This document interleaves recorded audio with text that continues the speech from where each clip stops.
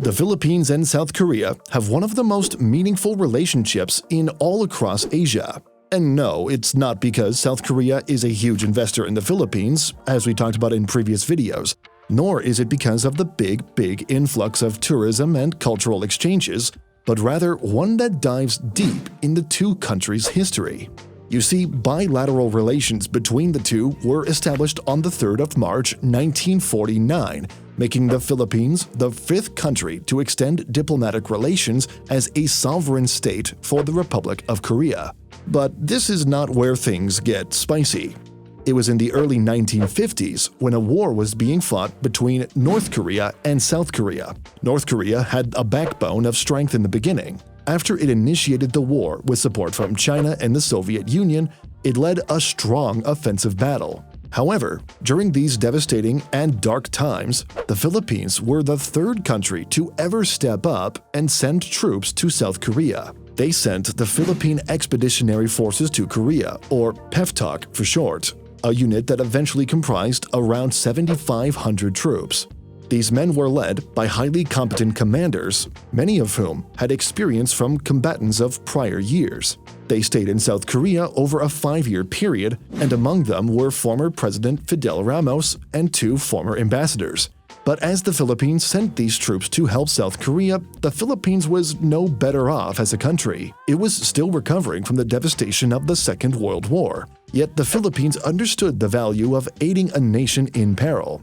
In fact, the Quirino administration was initially against sending troops to Korea. But as many know, the Philippines had strong U.S. ties, which was a pivotal moment as South Korea was backed by the U.S. government. Many pro-U.S. legislators and even the U.S. government themselves had pressured the Quirino administration. Many reasons were given as to why these legislators had wanted to send troops to South Korea, among them stating that they were on the side of democracy, not communist, to fulfilling their pact with the United States.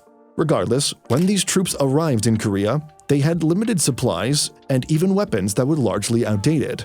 They were thrown into a climate they weren't accustomed to, with freezing winters that were harsh and unforgiving. Despite these setbacks, they fought valiantly. Their role wasn't just as a supplementary force, they were often at the forefront of major operations and defensive stands. One of the most iconic moments was the Battle of Yultong. Taking place in April 1951, located in Yeoncheon, the battle was part of the Chinese Spring Offensive. It happened after over 40,000 Chinese and North Koreans reached the UN battle line, which was guarded by the Philippine 10th Battalion. The Philippine troops numbered at a mere 900. The situation was then grim, and from every side of the story, it would look like the Philippine battalion would lose. How could a mere 900 troops go against 40,000? Most units in such a situation would have retreated or surrendered. But as the story goes, the Philippine troops held their ground. They fought throughout the night, disrupting the enemy's plans and buying time for other UN forces to regroup. By the end of the fight, the Filipino battalion did not just survive, but it became a monumental point in the war and saved countless lives. It was, as many observers stated, a Filipino victory. Another battle, known as the Battle of Hill Erie in May 1952, involving the Philippines' 20th Battalion Combat Team, was faced with a numerically superior enemy again and challenging terrain near Chorwan. The Filipinos displayed remarkable tenacity and strategic skill. Tasked with capturing Hill Erie, a key vantage point, they leveraged their experience from the Battle of Yultong, fortifying positions and planning meticulously. Despite fierce attacks from Chinese and North Korean troops, they successfully defended the hill, showcasing courage and military proficiency. And what's even more remarkable is that the Philippine troops didn't just fight, they also engaged in civil military operations. They assisted the local Korean communities in their areas of deployment, providing medical services and even helping to rebuild schools. It was an early example of winning hearts and minds, a strategy later adopted by military organizations worldwide. The contributions of the Filipino troops were recognized with numerous military honors, including the Philippine Presidential Unit Citation, the Korean Presidential Unit Citation, and several individual medals and commendations. South Korea has not forgotten their sacrifice, and neither should we. Memorials have been erected, and annual ceremonies are held to honor these brave souls. These men returned home as heroes, their deeds becoming an important chapter in the military history of the Philippines and a pivotal part of the legacy of international aid in times of conflict. Now, the war was one thing, but what came after the war was another. The war left South Korea in ruins. The economy was shattered, infrastructure was decimated, and the people were demoralized. Many countries pitched in to help South Korea get back on its feet, and the Philippines was one of them. Now, you might be asking, what could the Philippines, a country still dealing with its own post-war challenges, offer to South Korea? Well, quite a lot, actually. After the war, the Philippines continued its commitment to South Korea in a different way, through the export of human resources. Filipino engineers, doctors, teachers, and skilled workers headed to South Korea. Their mission was straightforward, but monumental: help rebuild a nation. The Filipino workforce contributed significantly to key sectors. In healthcare, Filipino doctors and nurses played roles in setting up clinics and treating the sick. Filipino engineers and construction workers were instrumental in major infrastructure projects. At that time, South Korea needed to rebuild roads, bridges, and buildings, and Filipino expertise was right there, contributing to those essential projects.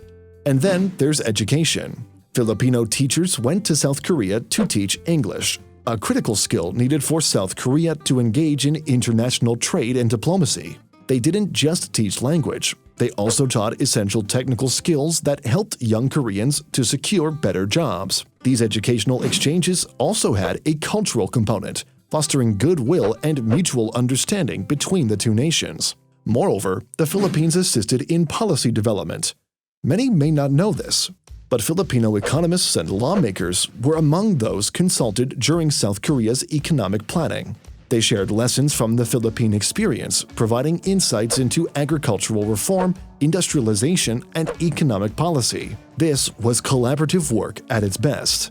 It wasn't a one-way street, though. The Philippines gained valuable foreign exchange from the employment of its citizens, and this remittance played a role in stabilizing the Philippine economy during tough times.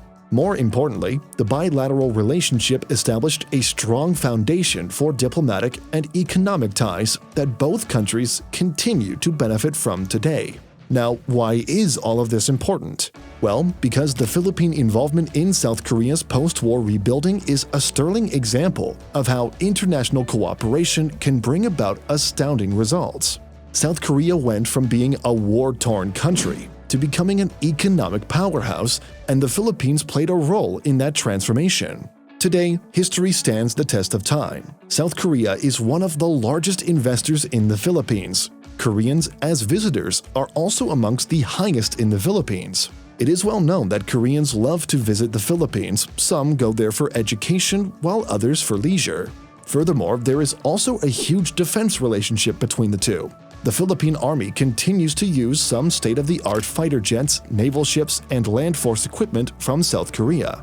These are evidence of the two's relationship. Last but not least, we must also never forget about the continuous investments in infrastructure from South Korea. The Korean government has been helping push billions of dollars over the course of the two's relationship lifetime in order to help address infrastructure deficits in the Philippines. Now, what stands out from these relationships is that, from time and time again, the help from the Philippines during the Korean War was always being cited.